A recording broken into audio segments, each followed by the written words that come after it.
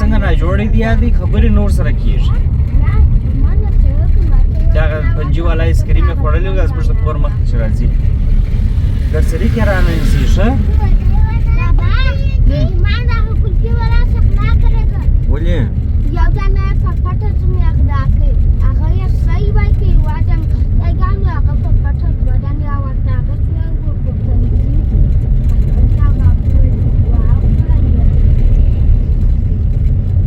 یا غلا خو ډېر ګناه لري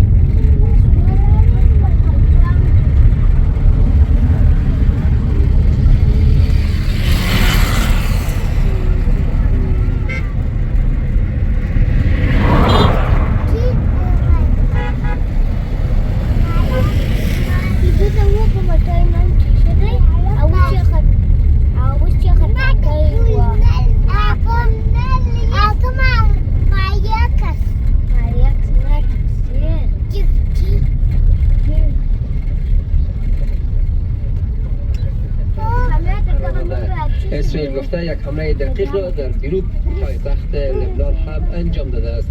شرح بیشتر در گزارش عثمان شریفی. در نهمین روز حملات اسرائیل به امریکا ستونهای عظیم از شعله‌های آتش حدود غلیظ آسمان تهران را تیره کرده است. ارتش اسرائیل تایید کرده که چندین مجموعه ذخیره نفت در تهران را هدف قرار داده است. مخازنی که به گفته اسرائیل حکومت ایران به طور مستقیم و مکرر برای راه اندازی زیرساخت‌های نظامی از آنها استفاده می‌کند. شامگاه دیروز ویدیوهایی منتشر شد که شعله‌های بزرگ و رو به گسترش را بر فراز شهر تهران نشان میداد. همزمان با آن پس از هدف قرار گرفتن انبارهای سوخت، نفت و مشتقات نفتی نشت کرده همراه با آتش سوزی در برخی نقاط شهر جریان یافته است. اون بنزینا رو ریختن تو جوبا همینجوری آتیش گرفته مغازه و خونه‌های مردم. از جانب دیگر سپاه پاسداران ایران گفته است که در تلافی این حملات مخازن نفتی در شهر حیفا در اسرائیل را هدف قرار داده است. هرچند اسرائیل اعلام کرده که موشک‌های ایران را رهگیری و خنثی کرده است.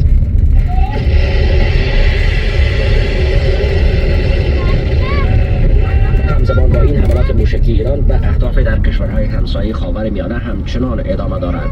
بامداد امروز در پی اصابت یک موشک ایرانی آتش نشانان در میدان هوایی بین‌المللی اصلی کویت برای مهار آتش سوزی تلاش می‌کنند که در تأسیسات ذخیره نفت رخ داده است.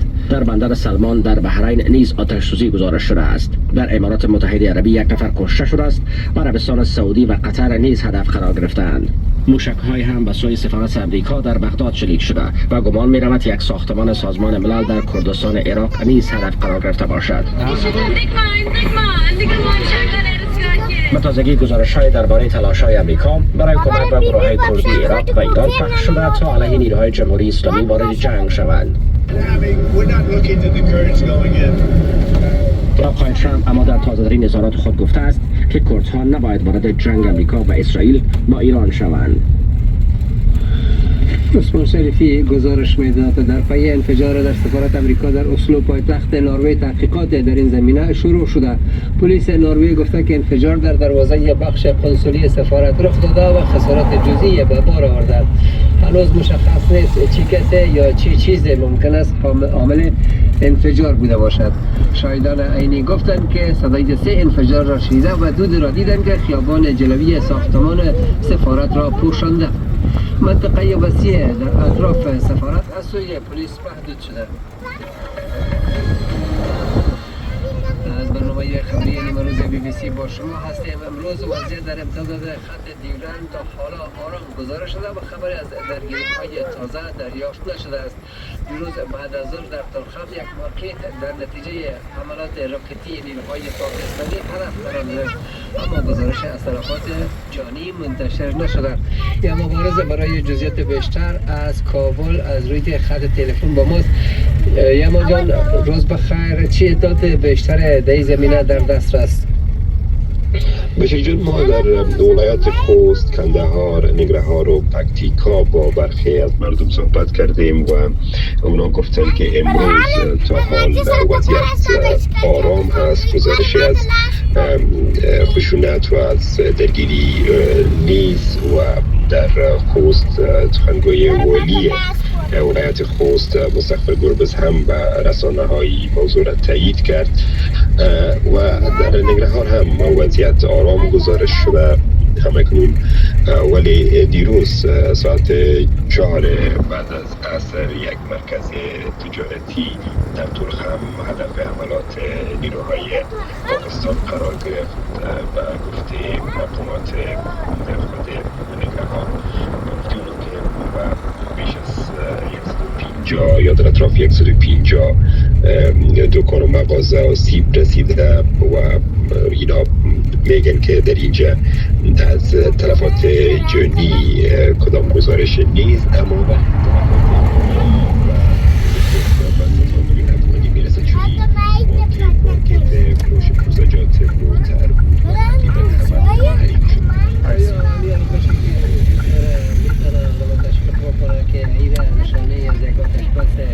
ته په یوه خبره نه پوهېږي.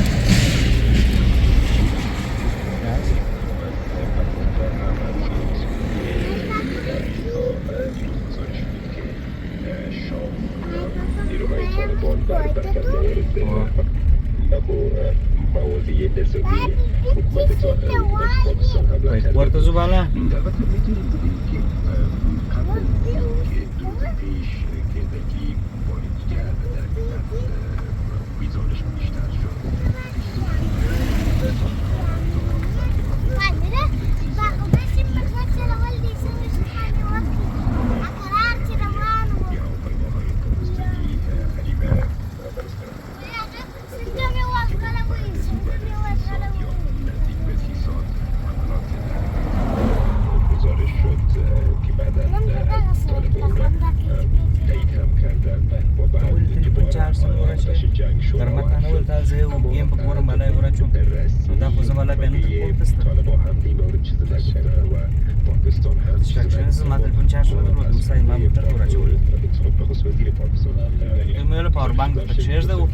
ګورې هر وخت یې ګورې نو چارج پکې څه کې نه ټلیفون بالا مغواړه ګرځي ګیمونه زبر خراب ومس نه کیس ما ټلیفون په درون دم دی نه کی په درون دی ټلیفون مستس په ګیم وځي است کوم اوس ګرځي ولې چارج نه ګیمونه سپایده